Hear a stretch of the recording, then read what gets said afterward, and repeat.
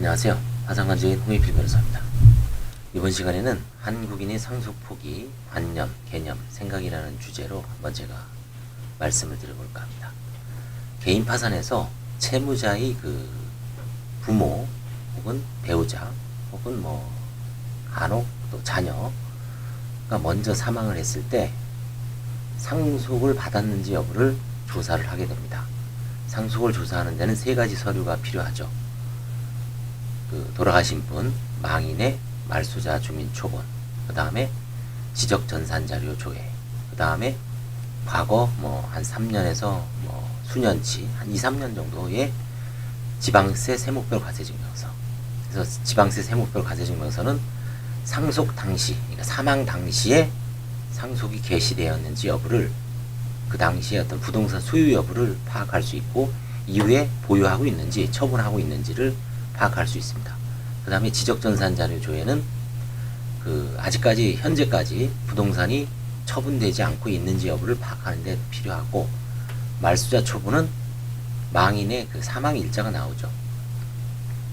가족관계 등록부에는, 가족관계 등록부나 기본증명서에서는 사망 여부만 표시가 되지 사망 일자는 행정청에 주민등록 초본에만 기재하는 것 같습니다. 자, 그럴 때 대부분은 상속이 없습니다. 상속이 이루어지지 않는 경우가 있지만, 최근에는 상속 재산이 만만치가 않죠. 부동산이 있다. 서울의 아파트면 5억, 10억, 15억, 20억 가는 경우도 있고, 지방도 만만치가 않습니다. 그 다음에 이제 시골에서 돌아가셨더라도 논이나 밭, 시골의 어떤 대지, 그 다음에 임야, 선산, 여러 가지 어떤 부동산을 소유하고 있는 경우도 있습니다. 자, 그래서 이제 돌아가신 분이 이제 장례를 치르고 가족들이 모여서 그 재산을 어떻게 처분할 것인지, 나눌 것인지를 의논을 하죠. 통상 집 정도는 서울에서도 마찬가지입니다. 주택은 만약에 돌아가신 분이 아버지다 그러면 어머니가 상속하는 걸로 정리를 하죠. 그렇죠? 그 다음에 이제 부모님이 한쪽이 먼저 돌아가시고 나중에 마지막으로 돌아가셨을 때는 자녀들 중에 이제 한 명을 선택해서 등기를 하도록 하죠. 아니면 그냥 n분의 1로 한다든지, 아니면 그냥 놔두죠. 그런 상황에서 채무자, 자식 중에 한 명이 나중에 경제적으로 어려워서 파산이 들어왔을 때 이제 과거의 상속을 조사를 해보면 대부분 이제 상속 협의 분할을 많이 합니다. 거의 예외 없이 상속 협의 분할을 해서 본인은 빚이 많으니까 안 받죠. 그냥 어머니한테 하는데 동의하거나 형 하는데, 아니면 동생 하는데 동의하죠. 그런 분들은 자기는 상속을 포기했다고 생각해죠. 상속을 안 받았으니까. 그 포기 개념은 뭡니까? 포기라는 거는 나한테 들어올 거를 안 받아버리면 포기죠. 내 손에 일단 손아귀에 들어와야죠. 내 손아귀에 들어온 상태에서 내가 그걸 포기하는 거하고, 아예 받지도 않았는데, 그쵸?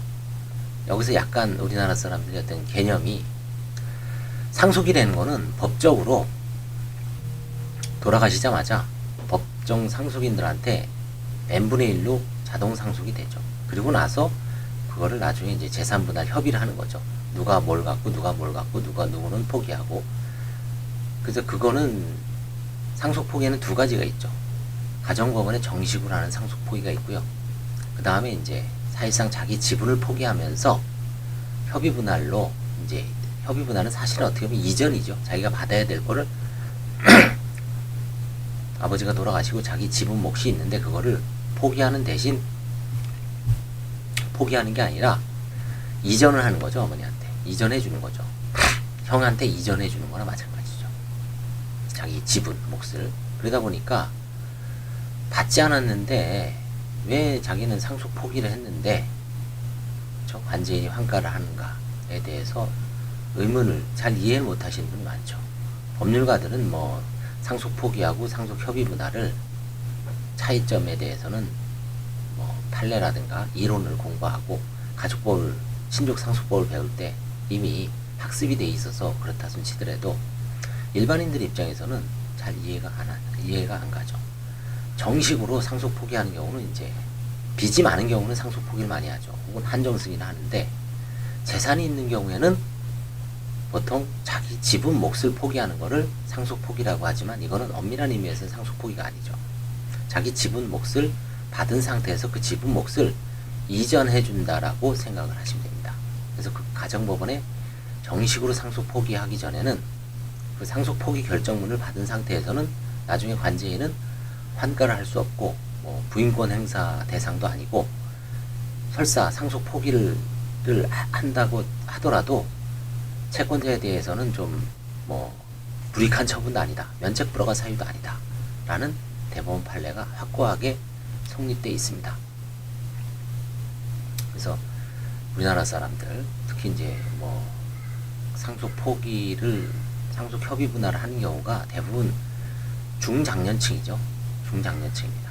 젊은 층은 이제 뭐 파산 들어오는 게 드물기 때문에 대부분 45세 이상이 거의 7, 80%를 차지하죠. 파산 채무자에. 그런 분들이 나이대에 부모님들이 뭐 78, 70, 80대가 어떤 돌아가시면서 상속 협의 분할을 많이 하는 경우가 있기 때문에 본인은 상속 포기를 했다. 근데 이제 그게 파산 절차에서는 관제인에서 환가 대상이 됩니다. 상당히 많습니다. 거의 뭐 한 달에 한 건 정도를 발견할 정도로 그거를 이제 체크를 안 하는 게 문제죠. 대리인들도 체크를 제대로 안 하죠. 사무장들도 사건 수임하는데 급급해서 그런 면이 있죠. 이미 일단 사건을 바꿔보자. 바꿔서 사건을 선임을 하고서 세밀하게 조사를 하던 와중에 이제 터지죠. 밝혀졌습니다. 그럼 어떻게 할 것인가요? 들어오면 안 되죠.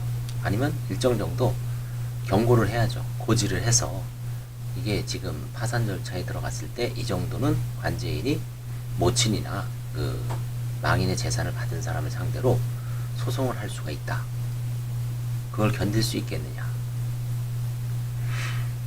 그걸 감안하고 감수하고 파산 면책 신청을 할 것인가.